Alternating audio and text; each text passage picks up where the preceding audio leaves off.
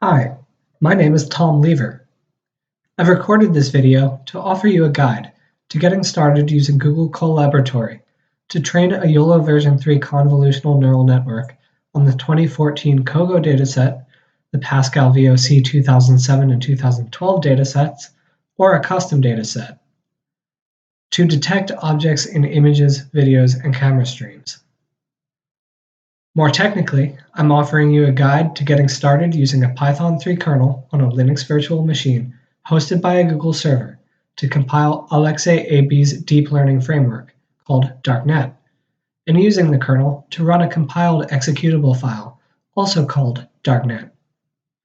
In running darknet, the kernel will forward-propagate a matrix representing training images through a YOLO version 3 convolutional neural network,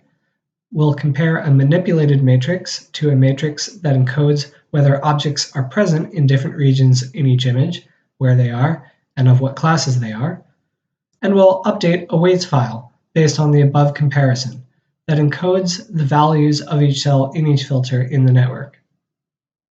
The key takeaway from training a YOLO version 3 convolutional neural network is a weights file,